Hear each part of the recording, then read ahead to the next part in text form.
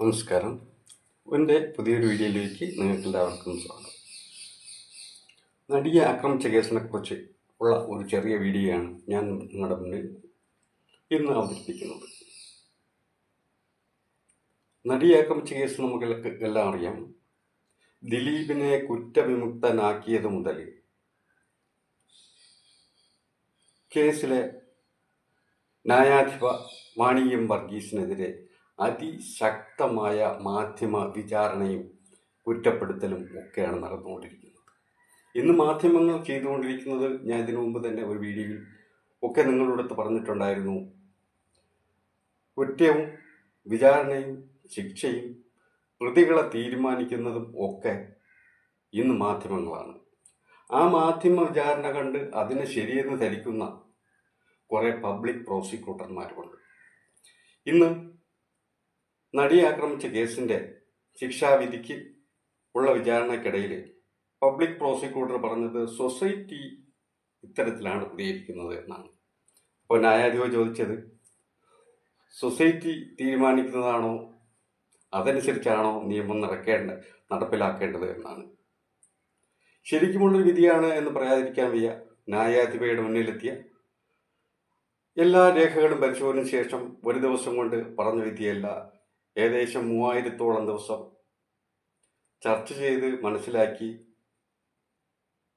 പഠിച്ച് നടത്തിയൊരു വിധി തന്നെയാണ്. ആ വിധിയിൽ കുറ്റമുണ്ടെങ്കിൽ അതിന് മാർഗങ്ങളുണ്ട്, മേൽക്കോടതിയിൽ പോകുന്നതാണ് അതിൻ്റെ മാർഗം.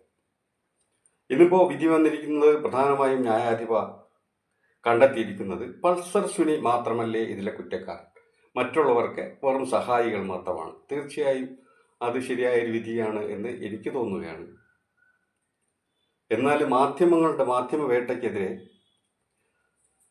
ന്യായാധിപ അതിശക്തമായ വിമർശനമാണ് നടത്തിയിരിക്കുന്നത്. കോടതി അലക്ഷ്യത്തിന് മാധ്യമങ്ങൾക്കെതിരെ കേസെടുക്കുവാൻ തീരുമാനിച്ചിട്ടുണ്ട്. വ്യാഴാഴ്ച അത് സംബന്ധിച്ചുള്ള കേസ് പരിഗണിക്കും എന്നും നമ്മുടെ ന്യായാധിപ ഹണിയം വർഗീസ് ഇന്ന് പറഞ്ഞിട്ടുണ്ട്. പബ്ലിക് പ്രോസിക്യൂട്ടർ ഉൾപ്പെടെയുള്ള ആളുകൾ ഇന്ന് മനസ്സിലാക്കുന്നത് നമ്മുടെ മാധ്യമങ്ങൾ പറയുന്നതാണ് ശരിയെന്നാണ്. മാധ്യമ വാർത്തയും അതേപോലെ തന്നെ ചാനലുകളിലെ അന്തിച്ചർച്ചയും ഒക്കെ കേട്ട് അതിന് അതേപടി വിശ്വസിച്ച് വന്ന് കോടതിയിൽ പറയുന്ന വിധത്തിലാണ് നമ്മളെ പബ്ലിക് പ്രോസിക്യൂട്ടർമാർ ചെയ്തുകൊണ്ടിരിക്കുന്നത്. അതല്ലെങ്കിൽ ഒരിക്കലും കോടതിയിൽ വന്ന് സൊസൈറ്റി ഇങ്ങനെയാണ് പറയുന്നത് എന്ന് പറയാൻ ഒരിക്കലും ഒരു പബ്ലിക് പ്രോസിക്യൂട്ടർ തയ്യാറാവില്ല. വളരെ ശരിയായൊരു തീരുമാനമാണ്. ശരിക്കും പറഞ്ഞാൽ നടിയെ അപമാനിച്ച കേസിലെ പ്രധാന പ്രതി പൾസർ സുനി തന്നെയാണ്. പ്രധാന പ്രതിയല്ല, ശരിക്കും പ്രതി മറ്റുള്ളവർക്ക് കൂലിക്കെടുത്ത കുറച്ച് സഹായികൾ മാത്രമാണ്. അപ്പോൾ ശരിക്കും ശരിയായ ശിക്ഷ ലഭിക്കേണ്ടത് പൾസർ സുനിക്ക് തന്നെയാണ്. അത് കോടതി ശരിയായ വിധത്തിൽ തന്നെ മനസ്സിലാക്കിയിട്ടുമുണ്ട്. അത്തരത്തിൽ മുന്നോട്ട് പോകുമ്പോൾ നമ്മുടെ മാധ്യമങ്ങൾ ഇനിയും വിചാരണയുമായ രംഗത്ത് വരും എന്നുള്ള കാര്യത്തിൽ സംശയമില്ല. സാധാരണയായിട്ട് കേസിലെ പ്രതികളെ ഒക്കെ തീരുമാനിച്ച് അവർ തന്നെ വിചാരണ ചെയ്തതാണ് പതിവ്.